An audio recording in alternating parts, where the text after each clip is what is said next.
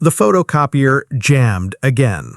Mr. Elijah Grant let out a slow sigh, pulling the drawer open with practiced hands. He had been teaching for 13 years, and somehow he still couldn't escape the war between toner and time. "Mr. Grant?" He turned.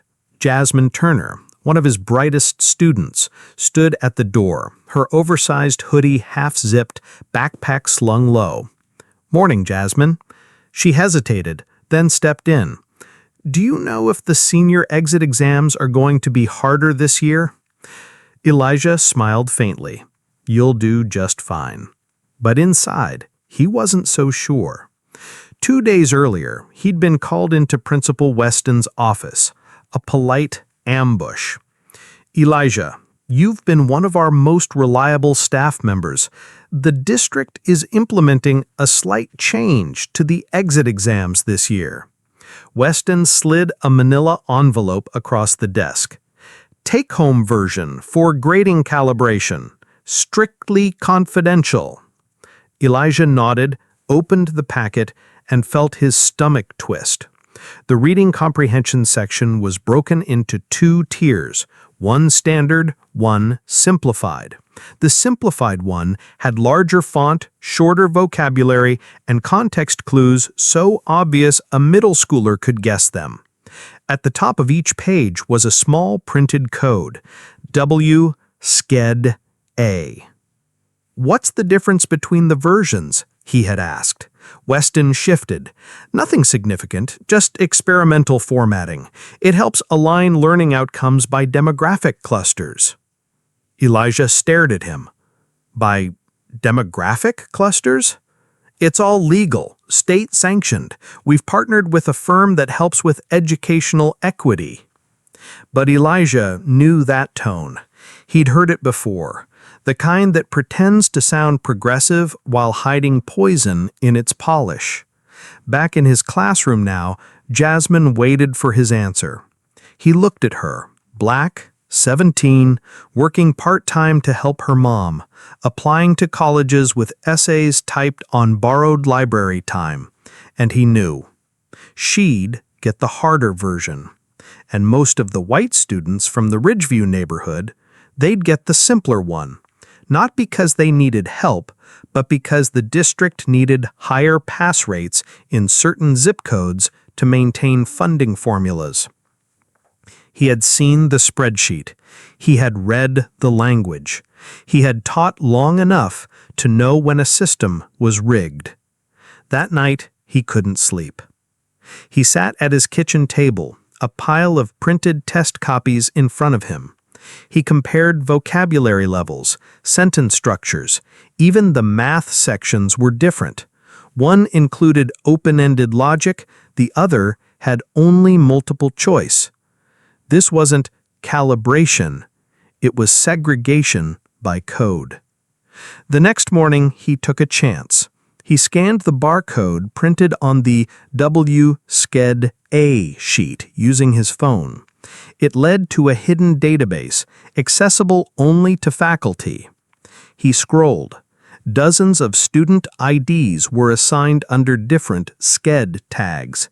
W Sched A, B Sched C, L Sched B. W B L. White, black, Latino. His hand went cold. At lunch, he approached Weston again.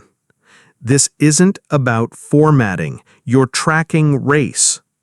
Weston's smile dropped. "Mr. Grant, you signed a confidentiality agreement." He stared. "You're engineering test versions by race to manipulate outcomes. You know that's illegal, right?" Weston leaned forward. "You know what's illegal?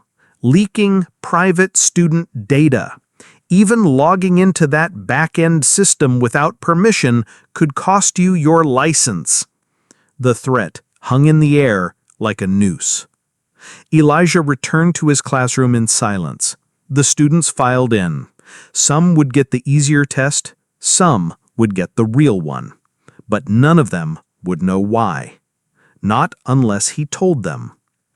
That night, he opened an anonymous email account. The email landed in Jasmine Turner's inbox at 1:03 a.m. She woke up an hour later to grab a glass of water and, out of habit, glanced at her cracked phone. One unread message. No sender. Subject line. What they're not telling you. She opened it. Her eyes widened. At 7:25 a.m., she was already waiting outside Mr. Grant's classroom. When he arrived, she didn't say hello, just held up her phone. "You sent this?" He looked around. The hall was empty, but still, he shook his head slowly. "I can't confirm anything, Jasmine." Her voice dropped to a whisper. "But it's true?" Elijah paused. His expression was tired, guarded. "Yes," he said finally. "But if they find out you have that email, I'm not scared." He smiled, sad and proud all at once. "I know you're not. That's why I sent it." By third period, the article was live on a local blog run by independent reporter Denise Cole. Title: District Discrimination, Teacher Alleges Race-Based Testing Scheme. It wasn't viral yet, but it was spreading. By fourth period, the school Wi-Fi mysteriously blocked the article. By lunch, Elijah was summoned to Weston's office again. "I need your badge," Weston said calmly. He didn't flinch. "Why?" "You've been placed on administrative leave pending investigation." "For what?" "Violation of test security protocols, breach of confidential student records, unprofessional conduct." Elijah set his ID on the desk. "Don't worry," he said. "The test already failed." Outside, students watched from classroom doors as Mr. Grant was escorted down the hall, not handcuffed, but publicly enough. Jasmine watched him pass by. He didn't say a word, but he nodded at her once, brief, like a match tossed toward dry kindling. By the next morning, the story had hit national education forums, Twitter threads, TikTok explainers. What if we told you your kid's test scores are being rigged based on zip code and race? A parent uploaded a photo of two test versions worded slightly differently, and it went viral. The school district released a statement. "We are reviewing the situation. No further comments at this time." Then, just hours later, they released a second. "We have no reason to believe these allegations are true. The employee involved violated privacy protocols and has been suspended." Jasmine stared at the screen. "They're blaming him," she whispered. That night, she went live on TikTok. Not for clout, not for drama. Just with her truth. "My name is Jasmine Turner. I go to Eastbridge High. Mr. Grant is my teacher. He didn't hurt anyone. He didn't lie. He told us the system was broken, and now they're trying to bury him. But I have the email, and I'm going to read it." She read the whole thing. Her voice trembled, not with fear, but with clarity. Within 24 hours, it had 600,000 views. Then 1,000,000. Then the real storm hit. Parents began calling the district. Students shared their versions of the exam online. Former teachers emailed support. Civil rights attorneys reached out to Mr. Grant through encrypted channels. And then the school board scheduled an emergency meeting. Meanwhile, Elijah sat in his one-bedroom apartment, blinds closed, phone muted, inbox overflowing with messages. Some were threats, others were thank yous, but one stood out, sent by Jasmine. "You didn't fail us. I'm making sure they know." The next morning, he turned on the news. A reporter outside the school gate spoke fast. "And now a dozen students are staging a walkout in support of Mr. Grant, alleging he's being punished for telling the truth." The camera panned, and there was Jasmine, leading the way. Elijah leaned back in his chair. He knew what was coming: suspension, maybe termination. The bell rang at 10:15 a.m., signaling the start of third period, but no one moved. In room 212, Jasmine stood, zipped her hoodie all the way up, and looked at her classmates. Her voice didn't waver. "We walk out. Now. If we don't stand up, they'll silence him and all of us." Her best friend Tasha stood beside her, then David, then Eli, then the entire room. One by one, they filed out. Across the school, doors opened in sync. Eastbridge High was walking out. By 10:23 a.m., more than 300 students had gathered on the front lawn, holding handmade signs. "We are not test codes. Equal tests equal equal chance. Grant spoke truth. Stop segregated exams." Jasmine climbed a bench and raised her phone. Live stream on. "Mr. Grant taught us more than any test ever did. He taught us to read between the lines, and now we are reading what this district is trying to hide." Cheers erupted. Some teachers peered nervously from classroom windows. Others clapped behind the blinds. Inside, Principal Weston watched the live stream from his office. His face was pale. He called the district superintendent. No answer. He called the school board chair. Voicemail. He slammed his phone down. "Get security." But before anything could be done, a new voice entered the scene. Denise Cole, the journalist who had first published the leaked email, arrived on campus with a camera crew. She wasn't alone. 3 civil rights lawyers, one carrying a press folder, walked beside her. They approached the crowd, asking questions, filming, taking names. By 11 a.m., the story was being picked up by CBS, NBC, and BuzzFeed News. Inside a locked conference room, Weston met with his assistant principal and 2 panicked school board members via Zoom. "We have to control this narrative." His assistant frowned. "How?" He leaned forward. "We say Mr. Grant doctored the email, that it was manipulated, that students misunderstood, that it's a conspiracy theory." A long silence followed. Then a voice from the laptop spoke carefully. "You do understand, if any part of that is recorded or contradicted by evidence, we're finished." They said it anyway. At 2 p.m., the district released a formal statement. "The material circulated online is believed to be digitally altered. There is no race-based versioning of state tests in our district. The employee in question violated security protocols and is under investigation."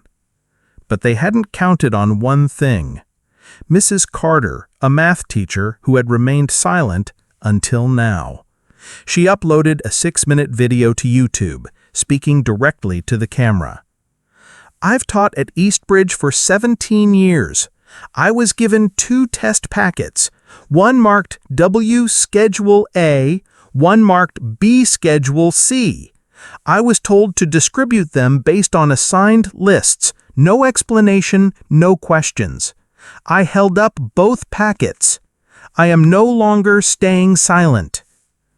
Her video reached 500,000 views by nightfall. It was too late. The district's narrative had collapsed. Meanwhile, Elijah Grant sat quietly in the back row of the school board's emergency session that evening.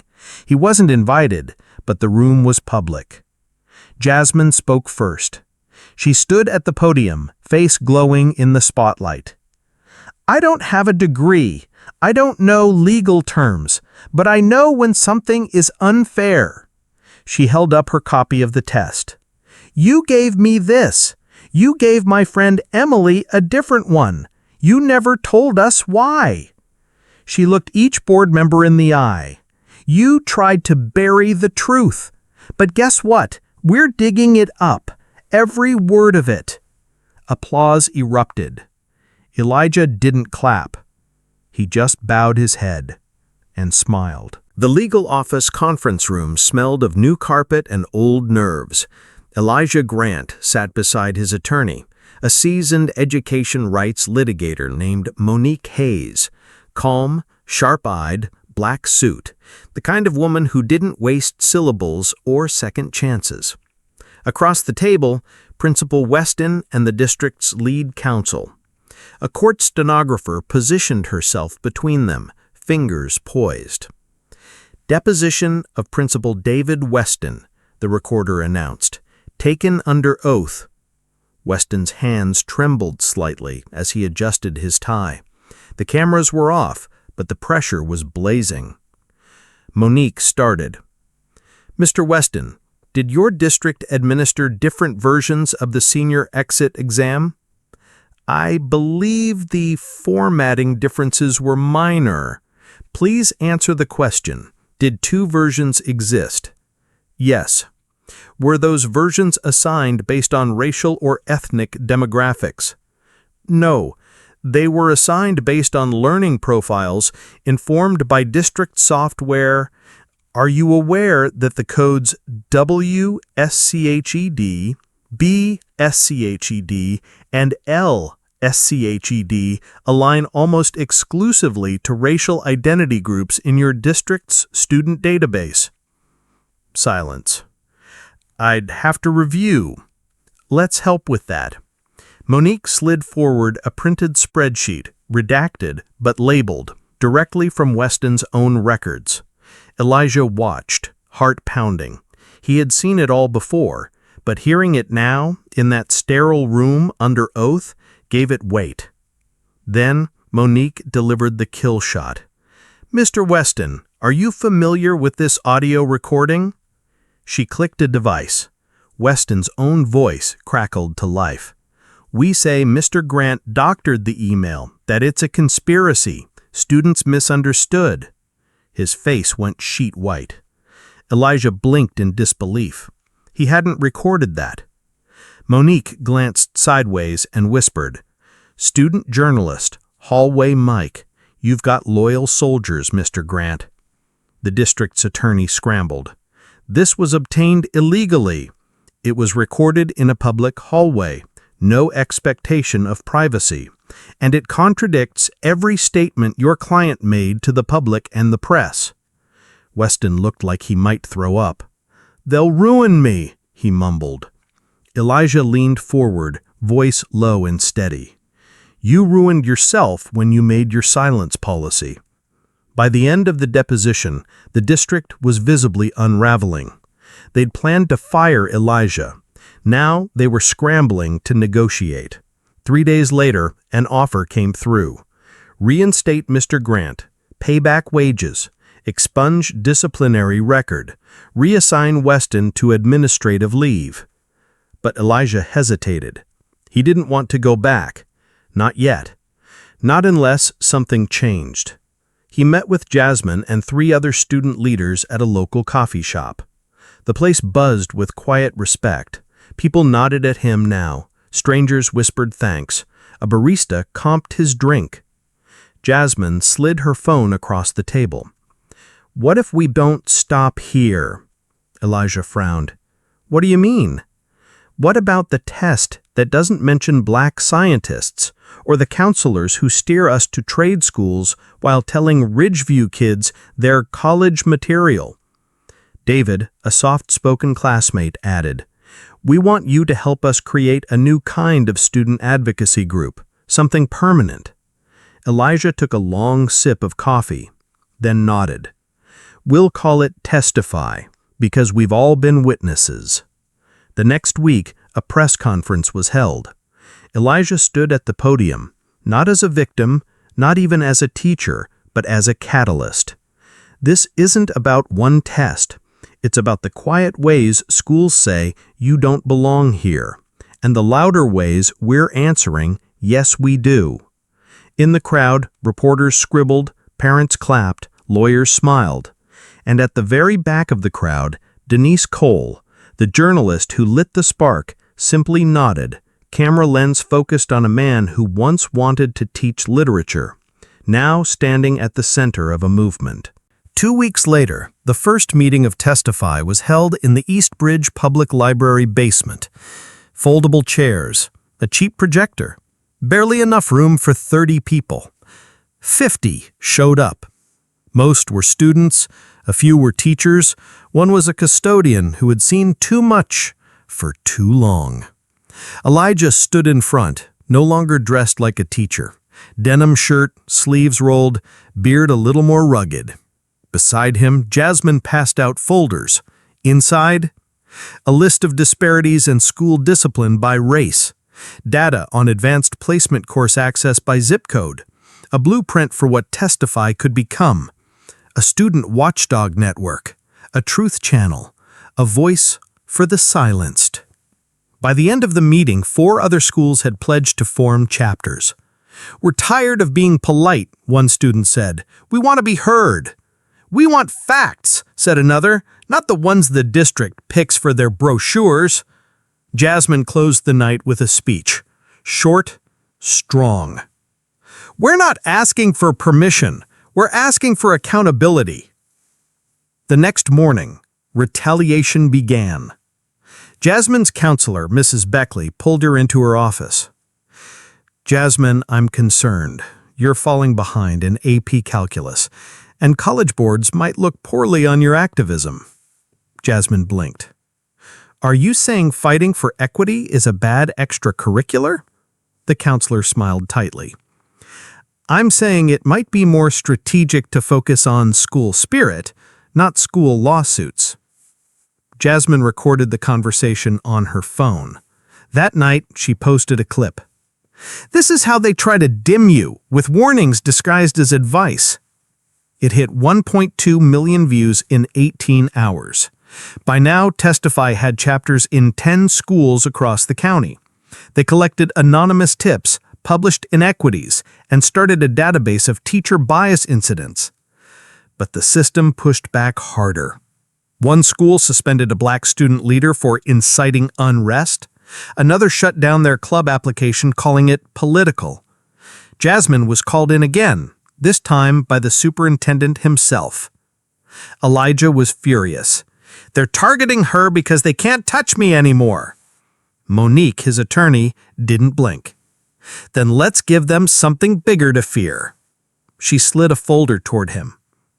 "The State Board of Education is opening hearings on discriminatory testing practices. You've been invited to testify. Publicly." He stared at the folder. A courtroom, media, government officials. "I wanted to change one test," he said softly. "Now we're rewriting the whole damn syllabus." The night before the hearing, Elijah couldn't sleep. He paced his apartment, flipped through the original test versions, looked at Jasmine's messages, watched student testimonies online, and finally, at 3:17 a.m., he wrote his remarks. "When a system fails quietly, those who suffer are told to do the same. But I became a teacher to raise voices, not mute them. And if speaking costs me my job, that's fine. But what it won't cost is your children's future." At the state hearing, he delivered that speech in full. Cameras rolled, lawmakers took notes, families watched in silence. Jasmine sat in the front row, eyes wide, clutching her phone. By the time he stepped down from the podium, a wave of applause filled the chamber. And 2 hours later, the governor's office announced an emergency review of all standardized testing procedures statewide. That night, Elijah walked home under autumn leaves. He passed each bridge high. Lights out, empty halls, quiet building. But he didn't feel defeated. He felt ready. The test they tried to bury? It was now printed in every newspaper across the state. East Bridge High's graduation ceremony was scheduled for June 6th. 3 months earlier, no one thought Jasmine Turner would be allowed to speak, but now she stood backstage in her cap and gown, holding the note card she'd rewritten 10 times and still didn't plan to read from. Across the gymnasium, folding chairs stretched out in neat rows, parents, faculty, cameras, and in the back row, Elijah Grant. No longer employed, no longer afraid. The lights dimmed. The principal stepped up to the mic, his tone more cautious now. "It's my honor to introduce this year's student speaker, Jasmine Turner." Applause erupted. As she stepped to the podium, a silence fell, not heavy, but reverent. Jasmine adjusted the mic, no notes. "I was told this speech should talk about memories, milestones, and the future. So here's what I remember. I remember being given a test that wasn't written for me. I remember a teacher who told the truth. I remember being told to sit down and standing up instead." Murmurs moved through the crowd.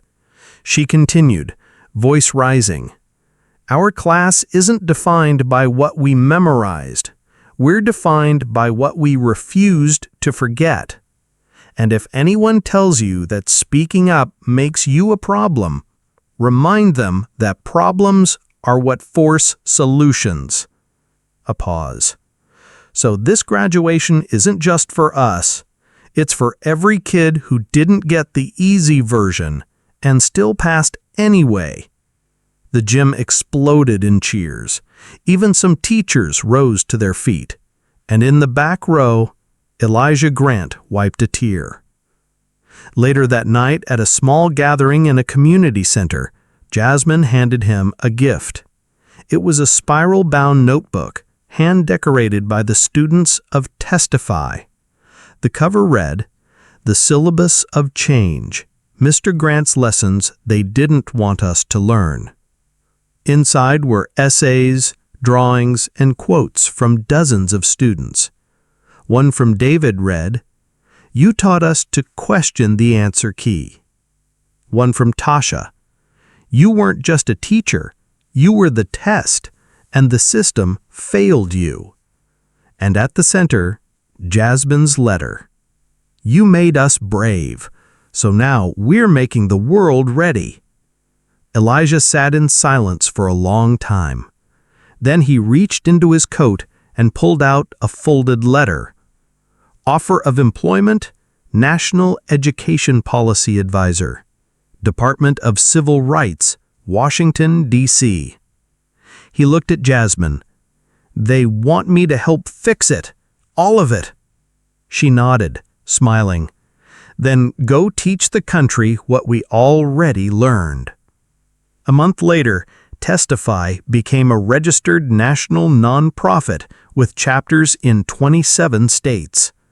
Jasmine enrolled at Howard University on a full scholarship, and Elijah Grant boarded a train to D.C., notebook in hand, wearing the same suit he'd worn the day he almost lost everything.